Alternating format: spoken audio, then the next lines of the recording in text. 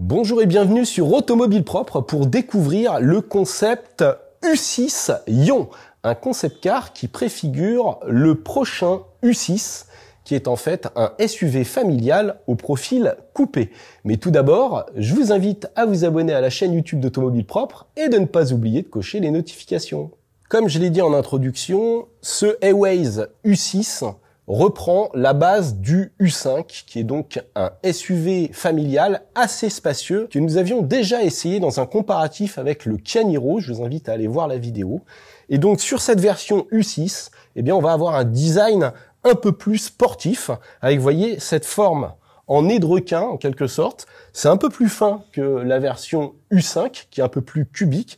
Et bien sûr, on a ce profil avec l'arrière coupé, descendant, un haillon beaucoup plus profilé. Le gabarit est comparable à celui du U5, c'est-à-dire qu'il fait 4,68 m de long. Et la motorisation est la même. On va trouver un moteur synchrone à aimant permanent sur le train avant, donc c'est une traction de 204 chevaux, alimenté par une batterie au lithium-ion d'une capacité de 63 kWh net. En matière de design, ce concept est très proche du modèle de série. Alors, on n'aura pas l'aileron, évidemment, mais on va retrouver ces parties-là, ces petites ailettes. Même chose pour les protections de bas de caisse au milieu de la voiture. Donc le style est quand même assez soigné. Et vous voyez que les optiques ont été aussi très travaillées. Alors c'est des optiques entièrement à LED, avec, vous voyez, des petits U à l'intérieur des feux arrière.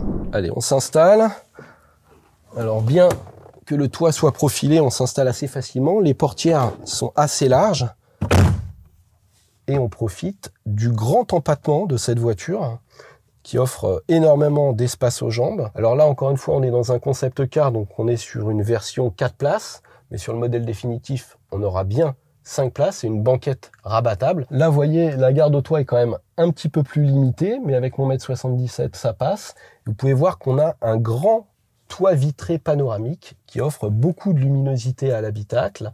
Le volume de coffre devrait osciller autour des 432 litres. C'est ce qu'ils annonçaient sur les Waze U5. Maintenant, là, on a un petit peu moins de hauteur de coffre, mais le constructeur est plutôt pessimiste sur ces volumes de coffre, puisqu'on avait constaté que l'U5 offrait plus de coffre qu'un Kia Niro.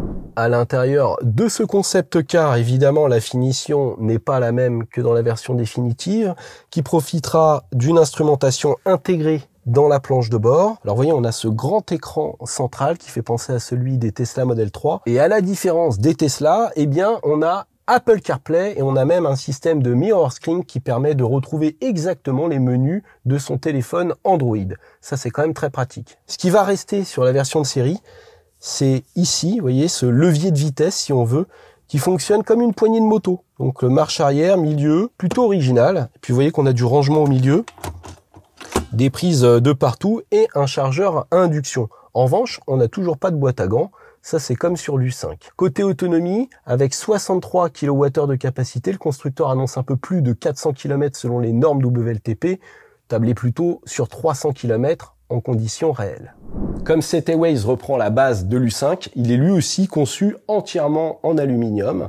Il ne devrait pas dépasser les 1800 kg normalement, ce qui est très raisonnable pour un SUV familial, avec un 0 à 100 abattu en moins de 8 secondes, donc de bonnes performances pour un petit moteur de 204 chevaux. Comme l'U5, on devrait pouvoir le brancher en 11 kW sur du courant alternatif et jusqu'à 90 kW de puissance de charge en courant continu, ce qui permettra de faire un plein à 80% en 40 minutes environ. Concernant les tarifs, l'U5 est accessible à moins de 40 000 € aujourd'hui, ce qui est très compétitif.